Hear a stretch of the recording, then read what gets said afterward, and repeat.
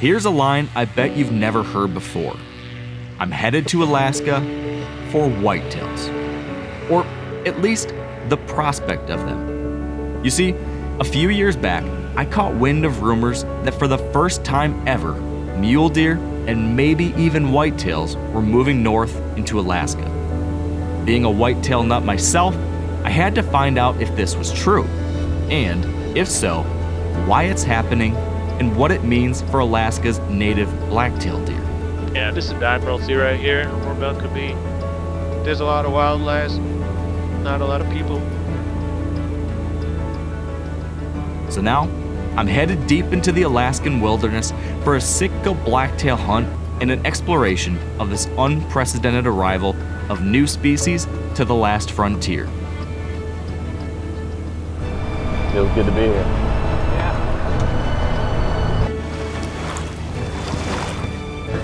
Joining me is Bjorn Dihle, a lifelong Alaska resident, author, and die-hard blacktail deer hunter.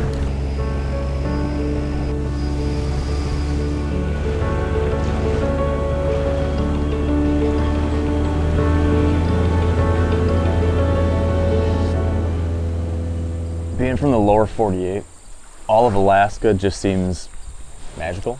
Yeah. But you've said a couple times that this place is even extra special for Alaskans. Why is that? You know, square inch for square inch, this is one of the wildest places in Alaska.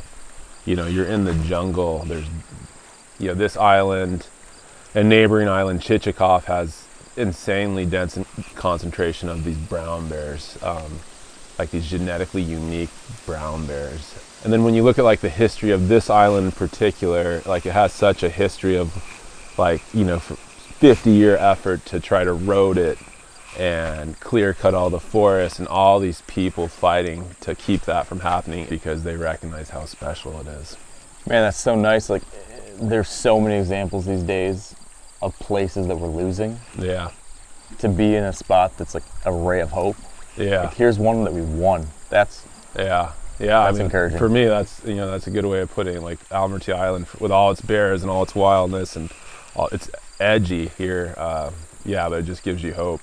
With this weather, Bjorn, what do you think as far as game plan? And I think we should let's go fishing and get stuff organized for, you know, alpine start tomorrow. So sounds good.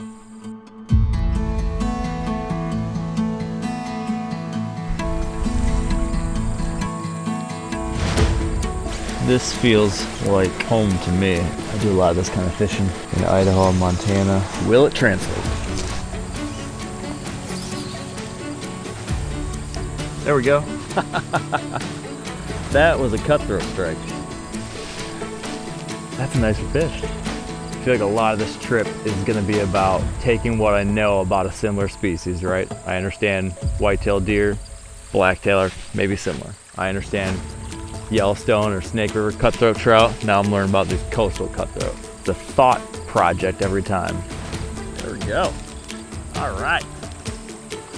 With deer, you're trying to figure out where are they, what are they feeding on, where are they bedding, how are they reacting to these different conditions. And same thing with trout. What do they want? What depth do they want? What presentation is going to work? And you're testing, adjusting, testing, adjusting. Ooh.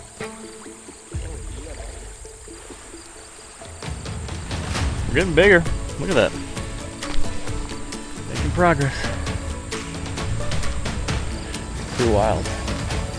Fly fishing in the rainforest, surrounded by brown bears. This is incredible.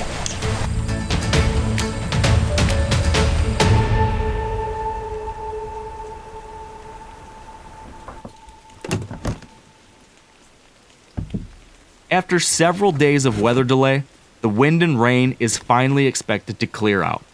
So, we're packing up now with plans to hike into the alpine, where we'll set up spike camp and start our hunt.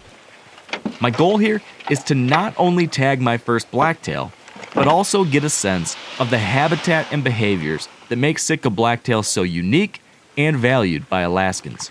First hunt of the year, first blacktail hunt. It's gonna be good.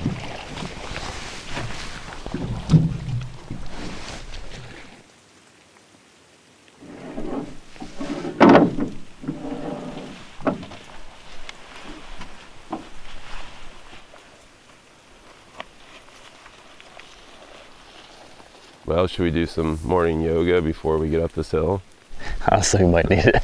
Looks pretty steep. How many feet you think? Gosh, I mean, we'll be in the good deer stuff at about a 2,300 foot climb, but you know, the mountains goes up to 3,000. So we'll start seeing sign, hopefully good sign around 2,300 feet, be able to hunt starting then. So from here until there, we're just hoofing it?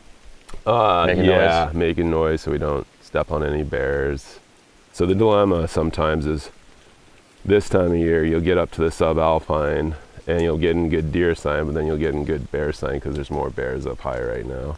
So then you kind of have to like weigh the odds between hunting and letting bears know you're coming. So, all right, well, I'll follow your lead. Sounds good. I'm ready if you are. All right, let's do it.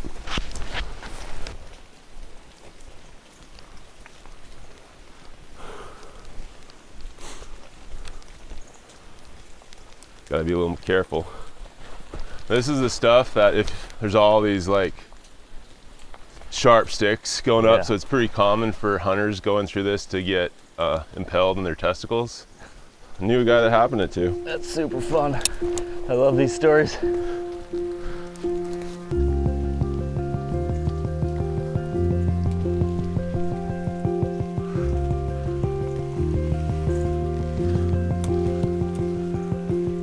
I don't know how you get down that with a deer on your back.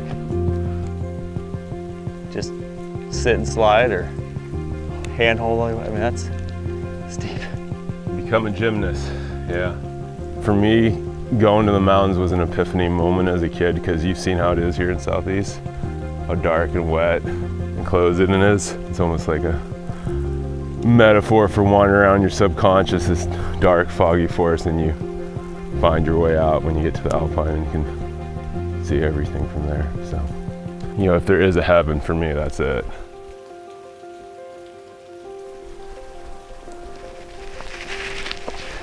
You know, it's kind of funny what originally drew me out here to blacktail country was whitetails, strangely enough. I read this article and I think maybe you saw that too, about supposed sightings of mule deer and whitetails now out here, which just got me very curious to learn more about it. Things are changing fast.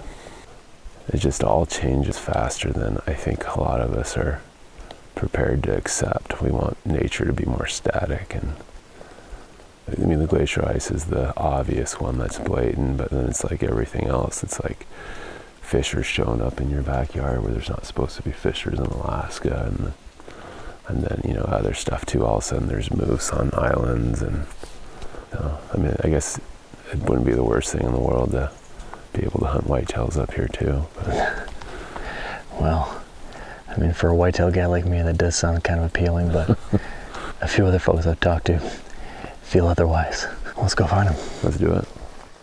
Before arriving in Alaska, I reached out to the Alaska Department of Fish and Game to see if there was anyone who could fill me in on the details of this rumored arrival of new deer species to the state. They set me up with Roy Churchwell, a wildlife biologist and regional management coordinator with the department. I'm hoping he'll have some answers for me. So Roy, the reason that I came here to Southeast Alaska was because of rumors that mule deer and now maybe even whitetail deer are showing up in Alaska. And in the case of whitetail deer, that'd be the first time in recorded history. Is there truth to that? That's what I've been dying to know from the source, from the people that really know. Is this actually happening? Yeah. So yeah, there are definitely mule deer in Alaska. There's a pretty well-established population in Skagway. They've been there at least for the last 5 years for sure. There's bucks and does and fawns, and people see them every year. So they're moving in through Canada, heading into Alaska. Yeah, exactly. Yeah. And yeah, all the way almost to Fairbanks. So. Wow. And then what about whitetail? I mean, I've heard rumors, I've read that there have been supposed sightings from good sources, but yeah, is there validity to it yet? Yeah, we don't have, I mean, to be a 100% positive, we kind of need a photo. We don't have that for a whitetail yet. Are you familiar with kind of the Alaska hand map? Yep. So if this is Southeast Alaska and this is Aleutians and this is Northern Alaska. So right down here at the very southeast is Heidelberg. The whitetail deer population current range map goes right up to Heidelberg. Now, given the fact though that the known range is like right there on the edge, is the expectation like it's happening, it's going to happen eventually? Yeah. And it probably already is, we just haven't documented it. So in my reading, I stumbled across an article from Alaska Fish and Game, and that was the original thing years ago that got me intrigued in this. And when I read that, a couple things stood out. One of the biggest was that Alaska had put in place kind of a shoot on sight order, like open season on mule deer or white-tailed deer, and you guys wanted samples. Can you help me understand why that was the case? And then why is it that seemingly Alaska Fish and Game is concerned about this kind of, not introduction, but this new population moving in? Why is that a possible worry? Well, right now, blacktail are the species in Southeast Alaska that provides the most meat on the table for Alaskans. So yeah, that's what we're trying to preserve. The reason we had the year-round season is it's kind of hard to encounter a mule deer. And so we wanted to give hunters an opportunity to harvest a mule deer anytime they saw one, in hopes that we could get samples from them and determine how many of those mule deer were infected or had some disease that they could pass on to our moose population. What about competition? Is there any worry about these species coming in and outcompeting the native blacktail or anything like that? Yeah, it's something that we would consider and think about. Definitely if mule deer took off, they would, in blacktail country, they probably would have some kind of an impact. Well, it's a fascinating science experiment underway right now. What's the domino? One domino goes down, what's going to happen next? Like I said, we are seeing different species move across Alaska. Right now we haven't seen any great impacts from that, but time will tell. Meanwhile, back on Admiralty, we're headed up through deer country unlike anything I've experienced before.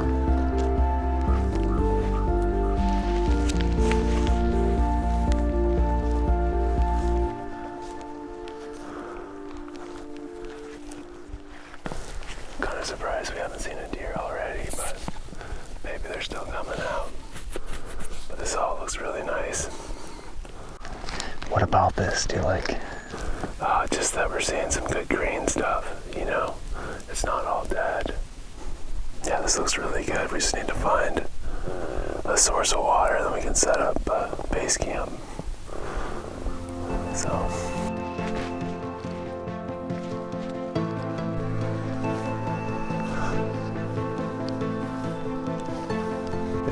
Great view. Relatively flat. Sweet. Let's do it. Looks good to me.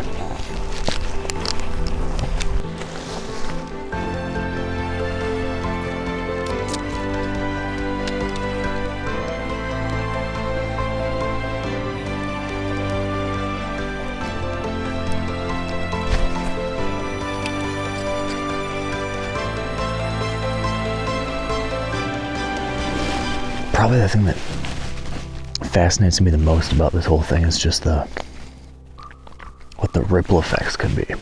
There seems to be this like reshuffling of the deck. You keep hearing about different species moving farther and farther north, and you have these new interactions happening. Or like in this case, they're worried about maybe bringing parasites or something like that. This like, I've heard it described as like a weirding of the ecosystem. And that's really interesting, like what's gonna happen. Yeah, it is really interesting, but I also I know things are like sped up, but like we're paying more attention now.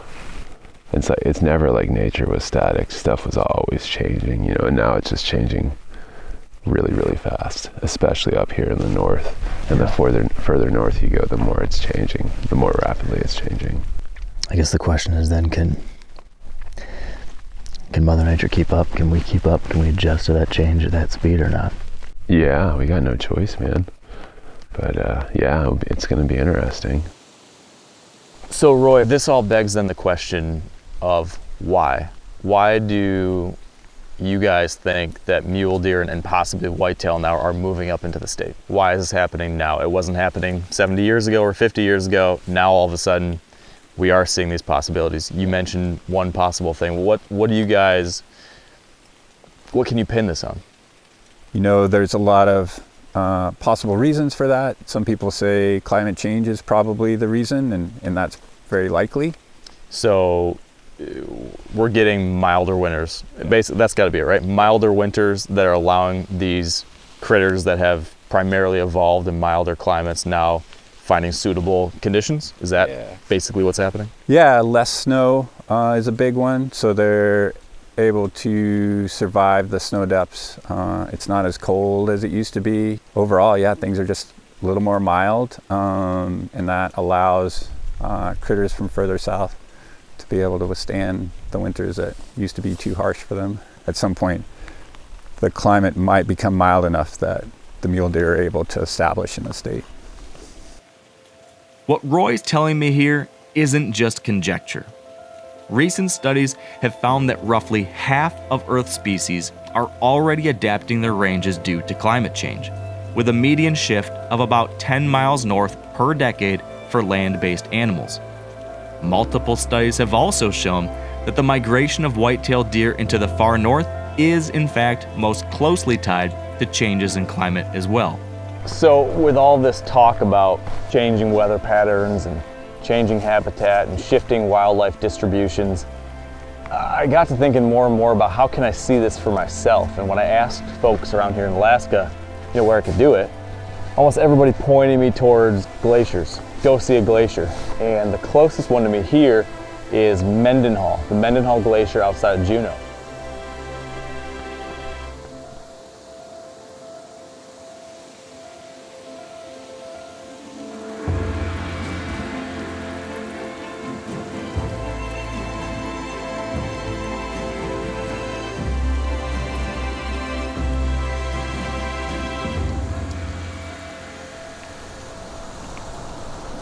I'm just kind of at a loss for words. It's like I've all of a sudden been dropped into a scene that I've seen for decades on my television screen or in books. And now I'm actually seeing it for myself, and it's hard to believe. But that's a real glacier. Kind of equal to just the awe-inspiring nature of the landscape, it's also kind of shocking the change that you can actually see here, because right next to me is a sign that says that the glacier was right here where I'm standing in 1996. I was 9 years old and that glacier was right here. And now it's almost a mile away. Alaska is warming at 2 to 3 times the rate of the global average, and changes here are happening more quickly and more profoundly than almost anywhere else in the world. Whether it be the arrival of new species, changing habitat, or shifts in weather patterns, I can't help but feel that what I'm seeing here now might be a preview of what's to come elsewhere.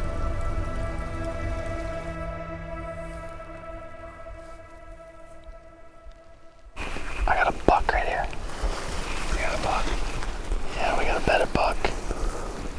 Looks pretty decent. Okay, how far on that, close to the edge? I mean, he's bedded within 5 to 10 yards of the edge of... Okay, I think I know where he is. So what do you think about this one? He looks pretty good. Yeah, I think he's fantastic. He's a good looking buck. I think he's a Michigan 7 or 8 pointer. All I can see is that he's high and wide.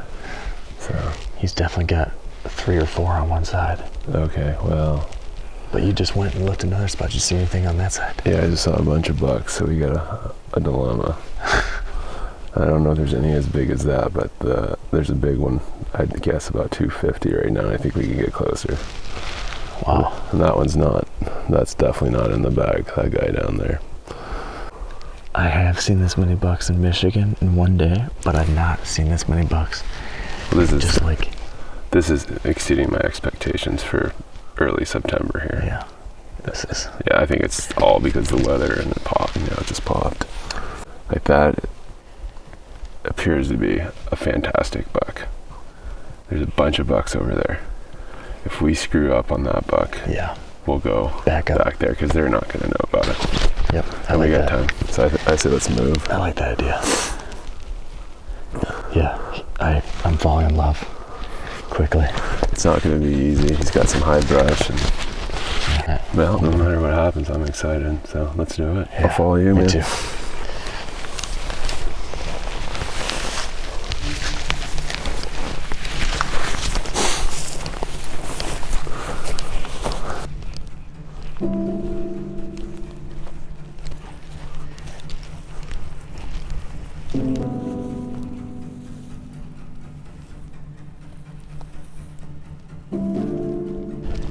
Here's where I think he is. We're heading right down towards him.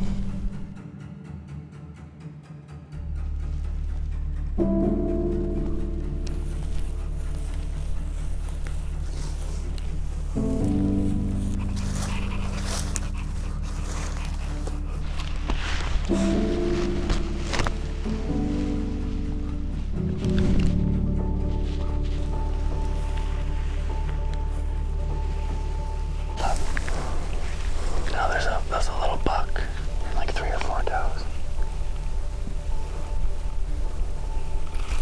2 little bucks. Yeah. There's a pile of deer in there. I have two little forkies and 3 or 4 does. It's gonna be hard to pull off without spooking them.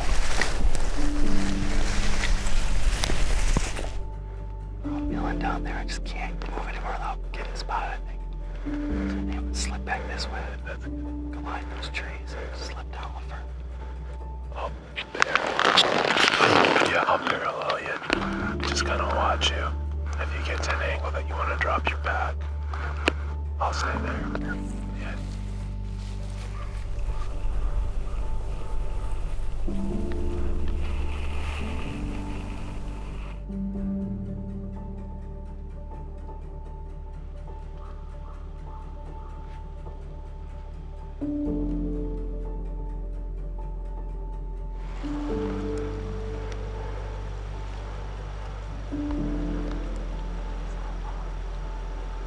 Deer spooked.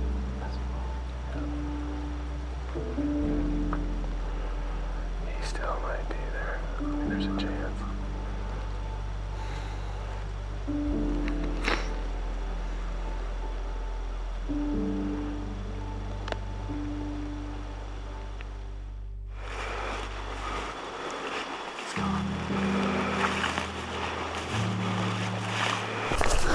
That's okay, that was fun. That's the way it goes. That was a beautiful buck, man. Yeah. Yeah, looks like a good one. Let's get up on the ridge and see what happens. Yep. Alright.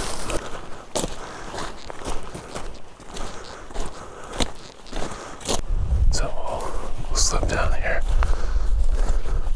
And it's a steep edge. What's this? That's a grandfather trail. Bears have been walking up here pretty much primarily the males, and they grind their feet in here. So this trail could be like thousands of years old, since the glaciers melted away. And they kind of grind each track, and you can see nothing's been in here for a while. But they leave their scent behind. It's like this marker thing. And the males will piss. They'll just piss the whole entire way. Oh, I've never seen one of these. I know. This is pretty darn cool. Welcome to the ABC Islands. So it's awesome. Yeah, you can't really beat it. But hey, let's go look at some bugs. Let's drop our bikes.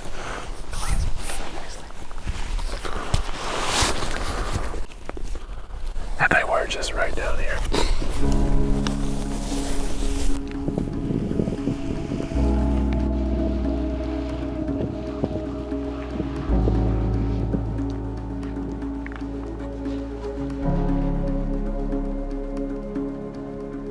Solid fork, 2 does. And that's a pretty nice fork. Probably all like 5-year-olds, maybe 4-year-olds. That guy's probably only 170, 180. The close is nice for it. Looks like a good deer. It's a wide fork in the back. It's probably the biggest next to the two toes. Okay.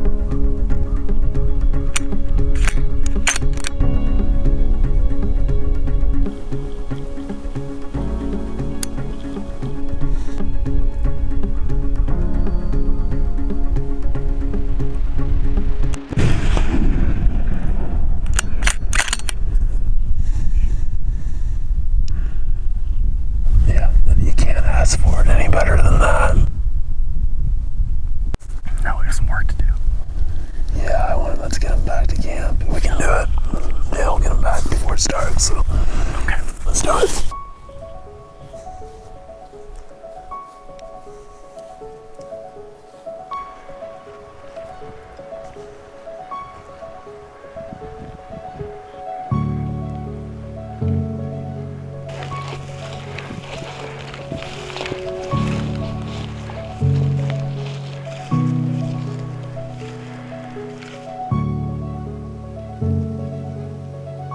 What do you think? Oh, I think he's awesome. Yeah. Beautiful deer.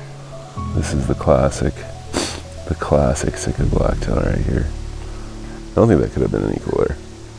The sparring, the bear trail, It's like amazing amphitheater. those mountains. Yeah.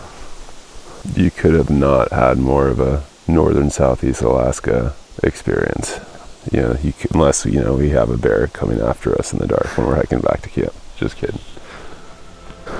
Well, we do have some work to do. Yeah.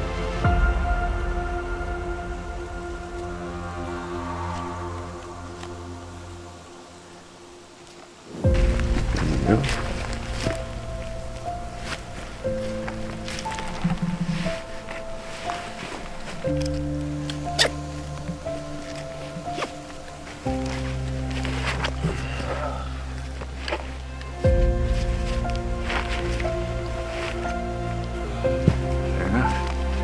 Blacking tag, I got my deer, antlers, meat. Good.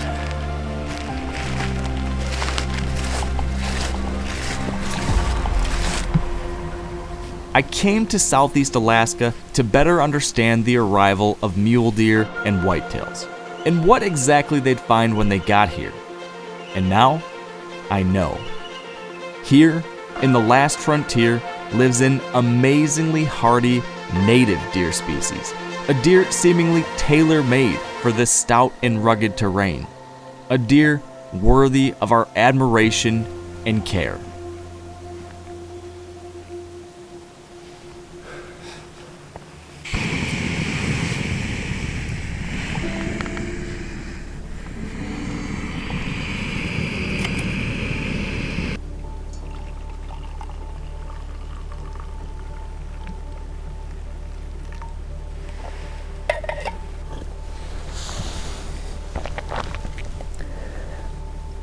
I spend a lot of time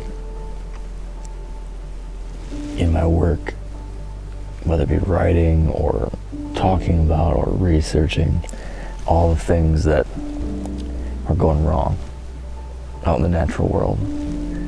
This threat, this crisis, this problem. And it's important to pay attention to those things, of course, but it can also get awfully disheartening. There's that Aldo Leopold quote, the curse of an ecological education is living in a world of wounds.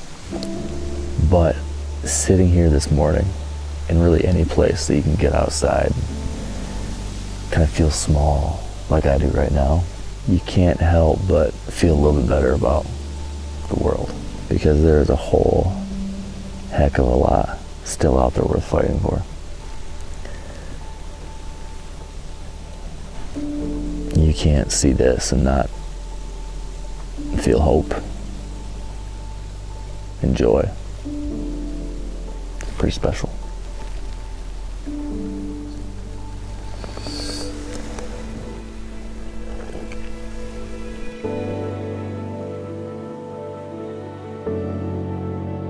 In many ways, the world is changing around us and the creatures we share this planet with. But In these deer, I see a way forward. Despite new arrivals to Alaska, Sitka blacktail deer are still here, standing strong on this mountain, adapting to the changes around them and doing whatever it takes to survive now and in the years to come.